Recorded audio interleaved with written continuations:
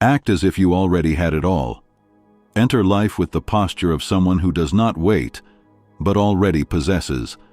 Make decisions as if abundance were your reality, as if every step you take is already held by the certainty of victory. Think for a moment. If you had absolute conviction that nothing could go wrong, how would you move today? What lessons would you take without fear? What risks would you have the courage to embrace?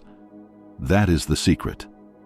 When you act as if you've already achieved it, your mind transforms. You step out of scarcity and into the territory of confidence, where doors open and opportunities seem to come to you. Whoever focuses on lack attracts more lack, but whoever acts as if they already have creates movement, generates energy, and builds results. Action is the first sign of abundance, and that is exactly what this video is about. Act before you wait. Assume before you possess. Walk as if you are already the owner of the path, because mentality creates reality. Your first action to create something new is simple.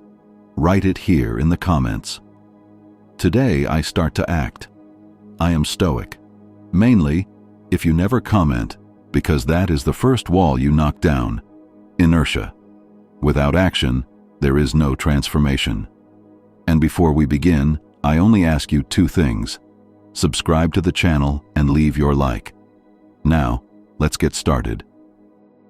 Lesson 1. Act as if you already have the strength you want. Everything you repeat, you strengthen. This applies to both your behaviors and your thoughts. Every time you act as if you're small, every time you tell yourself, "It's not for me," or "It's going to go wrong," your brain learns to confirm that story. It understands this is your main path and begins to widen that neural route. But when you choose to act as if you already had confidence, as if you were already capable, you create an entirely new pathway within yourself. This isn't just a metaphor. Your brain has a system called the reticular activating system, RS, a natural attention filter. And this filter works in favor of whatever you repeat. Where you focus, it reinforces. What you believe, it confirms. Henry Ford summarized it brilliantly. Whether you think you can or you think you can't, you're right. Look at it in practice. Two people are called to give a training session in front of an unknown audience. The first spends the day feeding fear. I'm going to blank out. I'm going to mess everything up. Everyone will notice I'm nervous. And what happens? At presentation time, he stammers. He avoids eye contact. He forgets what he prepared. The second repeats silently to himself. They called me because I have courage. I know what I'm talking about. It's going to flow. Fear appears, but he breathes. He positions himself. He speaks clearly. The content was similar, but the difference in outcome? Enormous. Why? Because one trained their mind to shut down, the other trained their mind to shine. Epictetus already said it. It's not what happens to you, but how you react to it that matters. And your reaction doesn't begin at the moment of challenge. It begins in the thoughts you cultivate every day, in the way you choose to speak to yourself. If you focus only on fear, your mind begins to distort reality. A simple glance becomes judgment. An opportunity becomes a risk of failure. Even silence feels like rejection. You start living surrounded by ghosts that don't exist, but steal your energy as if they were real. And so, even before you try, you already feel defeated. But if you start acting as if you already had confidence, as if you were already abundant, something changes inside. You no longer get trapped. And if things go wrong, you begin to see the small opportunities hidden along your path. The more you act in this direction, the more you realize what seemed impossible was only invisible to those who were paralyzed. That's why the key isn't waiting until you have courage to act, but acting until courage is born. Your brain responds to movement, not to promises. Each step you take is concrete proof that you are no longer living from lack, but from possibility. So answer honestly, where is your radar today? In fear or in possibility? In scarcity or in abundance? The answer isn't outside you. It's in the tiny gestures you choose to repeat. Lesson 2. Surround yourself with possibilities. Act as if you already had access to the world you want. Walk as if you were already part of it. When you surround yourself with larger environments, your mind begins to expand, and what once seemed unattainable starts to sound natural. Think, if today you only live among people satisfied with little, any step beyond the basics seems excessive or greedy. But when you approach those who have already conquered what you dream of, suddenly abundance ceases to be fantasy and becomes simply a matter of action, strategy, and mindset. Those surrounded by limitations see barriers. Those surrounded by possibilities see paths. That is the power of proximity. It creates living evidence that it's possible. The brain needs to see to believe, and nothing is more powerful than witnessing closely that success is real. Epictetus warned us, "We often become what we contemplate, what you look at, what you hear, who you connect with. All of it defines the size of your steps and the direction of your life." It's not about envy or competition. It's about learning from those who have already arrived. Newton said, "If I have seen further, it is because I stood on the shoulders of giants." He became one of history's greatest geniuses because he knew how to learn from those who came before him. And that's what transforms personal limits into bridges to the extraordinary. If it was possible for someone else, it can be possible for you. But you must change the landscape feeding your mind. Therefore, choose with intention. Seek out people, environments, and ideas that strengthen you. Because when you act as if you already belong to that level, your brain begins working relentlessly to put you there for real. And if this lesson resonated with you, comment below. I am surrounded by what strengthens me, because no transformation happens in isolation. Your environment can accelerate or sabotage what you're trying to build. Lesson 3. The way you look defines how you act. No matter how many praises you receive, how many people admire you, or how many results you've already achieved, if deep inside you still see yourself as small, limited, or insufficient, your decisions will reflect that distorted image. It's like trying to build a skyscraper on sand. The quality of the materials doesn't matter. It won't hold. Similarly, it's useless to have talent, knowledge, and preparation if deep down you believe you don't deserve it.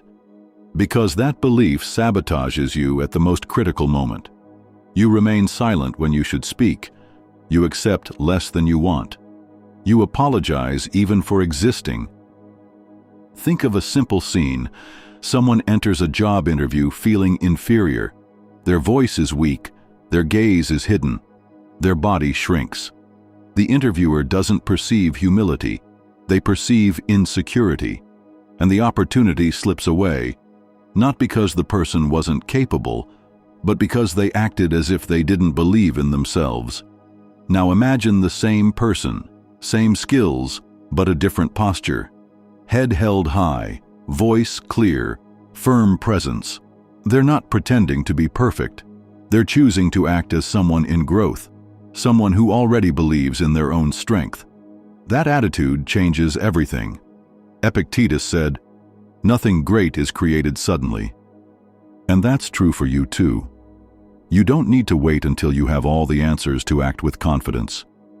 You can start now, treating yourself as worthy, walking as if you deserve it, speaking as if you know your own value. This isn't falsehood, it's direction. Pretending in this sense isn't lying. It's anticipating the biggest version of yourself. It's giving your mind a new behavioral model, stronger, firmer, more aligned with the future you want to build.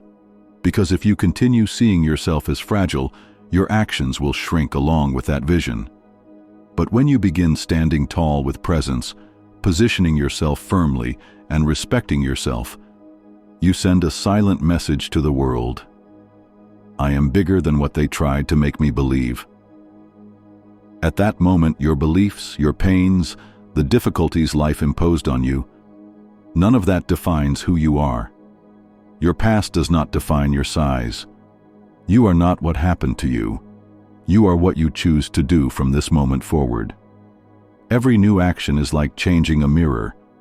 The reflected image stops showing wounds and begins showing the decision to grow. If this is the turning point you need, comment here. I choose to see myself with strength. That is the first brick of the new life that begins inside you. Lesson 4. Act as if your victory was already written. Imagine an actor about to enter the stage. They haven't received applause yet. They don't know if the audience will love it, but they are already there, living the character as if it were real, breathing, speaking, moving, as if the role were already theirs. With you, it's the same. Before you even conquer what you want, act as if the path were already underway. That is the beginning of transformation. Deliberately deceive your mind until it understands this is already part of your life. Our brain cannot distinguish between what is real and what is imagined with conviction. That's why, when you act as the person you want to become, your mind reprograms your thoughts, emotions, and behaviors. Reality begins to change from the inside out. We call this mental reprogramming, a conscious decision to behave as if victory is merely a matter of time. This posture changes your energy, your tone of voice, your gaze. Think of someone opening a business. If you act in doubt, speak insecurely, apologize for trying, you convey despair. No one trusts someone who doesn't convey confidence. Now imagine someone arriving with firm posture, eye contact, clear presentation of ideas, without needing to prove anything. Even if immediate results don't appear, that attitude inspires respect, arouses curiosity, and opens doors that were closed. It's the same in every area. A candidate in an interview, an athlete in competition, someone defending a project. Whoever hesitates loses space. Whoever positions themselves as if they're already capable conquers attention and credibility. People believe in those who already believe in themselves.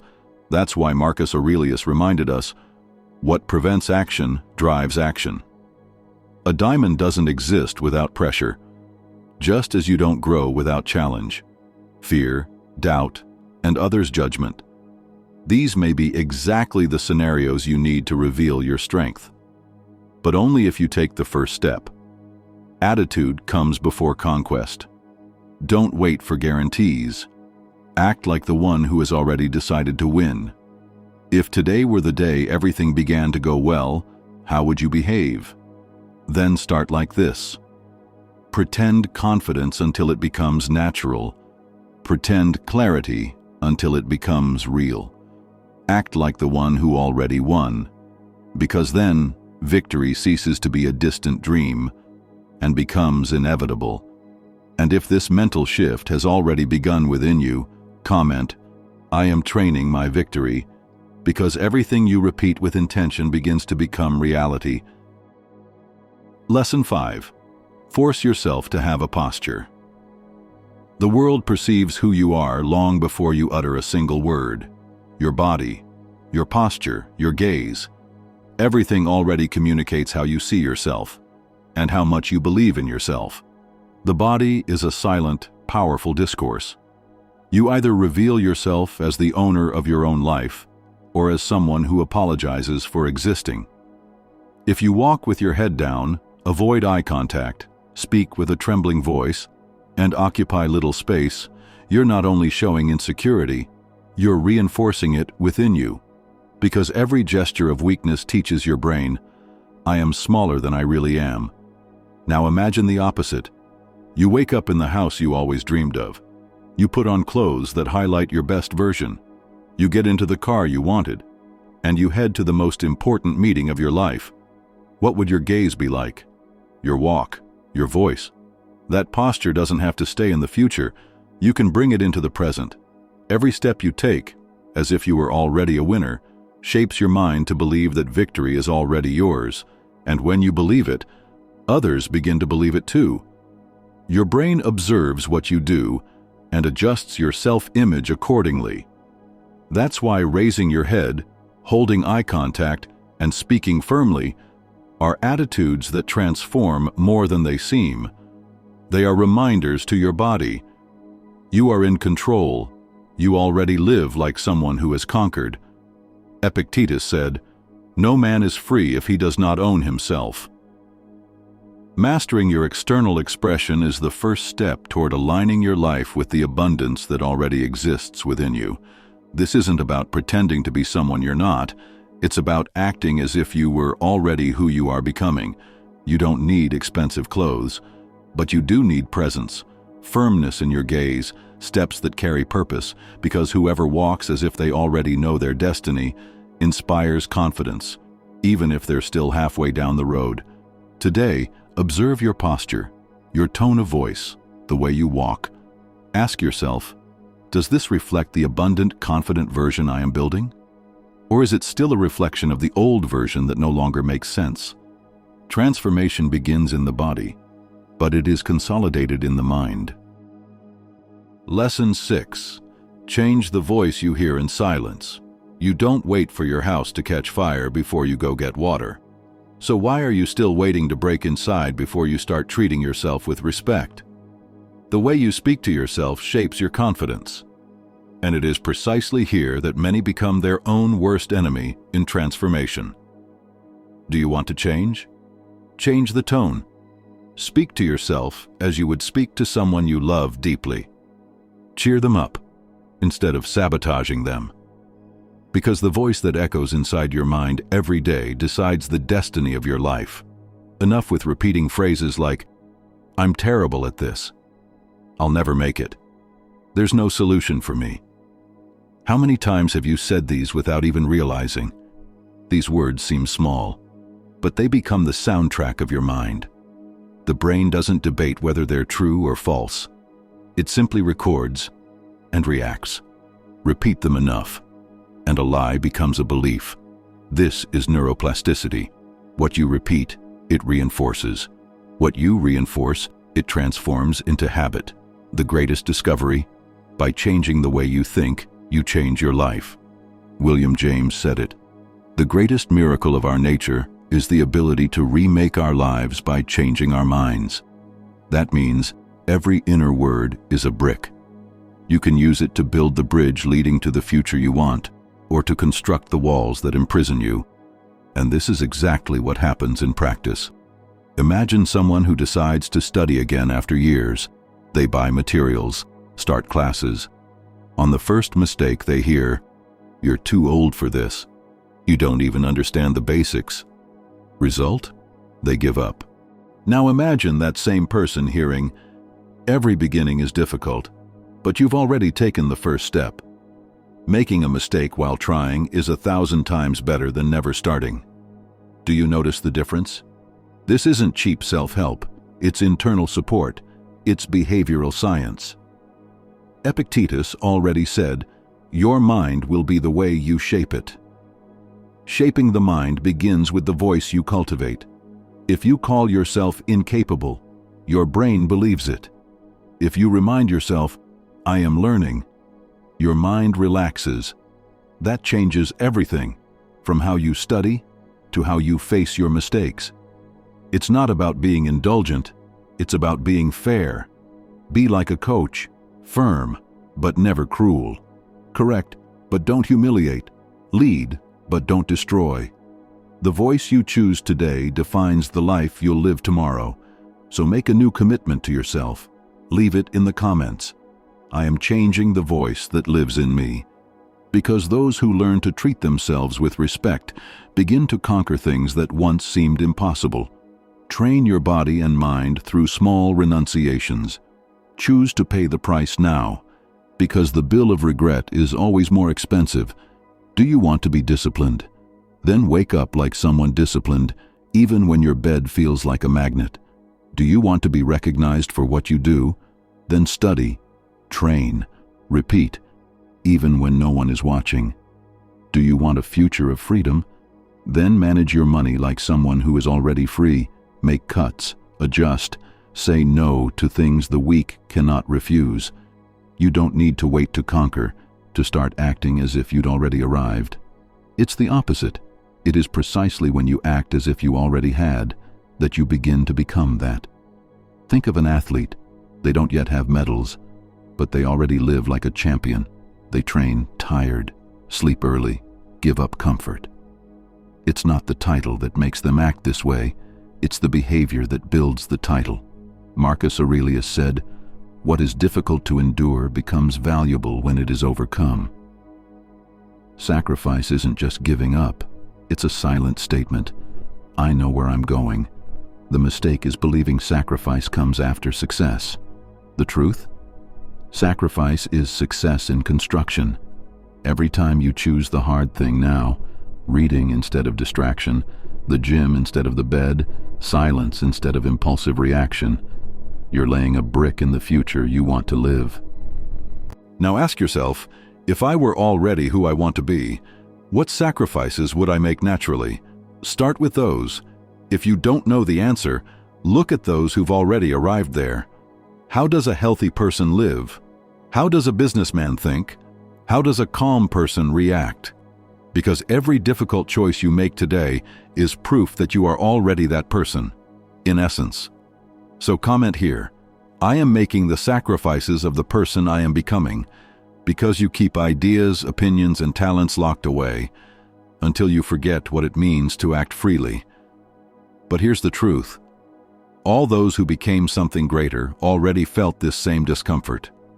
The difference? They moved forward because they cared more about being authentic than about pleasing. The fear of appearing as an imposter? That's merely the toll of growth. Accept it. Think about this. People are already judging you, even if you do nothing, even if you hide, even if you try to please everyone. So why not be judged for trying to be authentic, instead of being praised for living a life that doesn't represent you? Imagine this scene.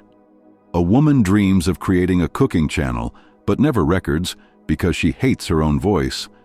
Meanwhile, someone with less technique, less preparation, but more courage, records anyway. Makes mistakes, learns, improves, grows. Because value always beats perfection. Epictetus already said, if you want to be good, accept to look like a fool. Accept to be misunderstood at first. Accept not to please everyone. Because if you lack the courage to be who you are, you'll spend your life playing a role you never chose. Freedom begins when you stop asking permission to be authentic. That is the posture that changes everything. Your decisions, your self-esteem, your relationships. Those who no longer bow to others' judgment finally walk with their heads held high. If this key turned on for you, comment here. I no longer ask for permission to be who I am, because the only approval you need to truly live is your own. Lesson 7. Face every obstacle like a disguised step. Everyone wants to grow, but almost no one wants to be tested. Yet there is no evolution without proof. Whoever flees from challenges also flees from their own growth. Because obstacles aren't punishments, they're invitations to your next version. Life won't wait for you to feel ready. It simply throws something difficult in your path, without warning, and watches. Will you back down, or will you use it as a trampoline to climb? Many, at the first difficulty, give up.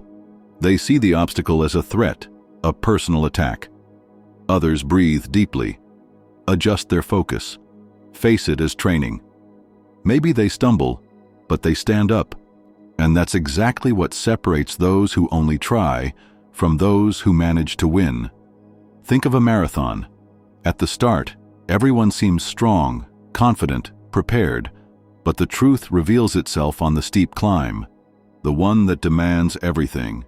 It's there that separates those who only wanted to participate from those willing to conquer. Some slow down, look sideways, complain. Others speed up, knowing this climb is the natural filter between comfort and mastery. Marcus Aurelius remembered, God does not give you what you want, He gives you what you need to grow. And what you need is often exactly what takes you out of your comfort zone. Harsh criticism, a failed plan, pain that exposes your limits. Life isn't against you, it's forging you. The obstacle isn't the enemy, it's the master. What blocks you isn't the stone in the path, it's the way you interpret it. When you change your interpretation, your experience changes. So mentally repeat now, life is not against me, it is preparing me. And comment here, I am transforming every challenge into a step, because when you act this way, even pain becomes part of your strength. Lesson 8. Act like who you are. You don't become different just by wanting it. You become different by what you repeat, every day. Identity isn't built with words, it's sculpted by your daily actions. The world doesn't listen to what you say you'll do, it sees what you actually do. How many times have you said, this time seriously, I'm going to change, only to return the next day to the same distractions, habits, excuses? You are not who you say you are who you consistently act as, so act now like the person you claim to become, not tomorrow, not when you're ready, now. Because identity is forged in repetition, and repetition is the quiet engine of transformation.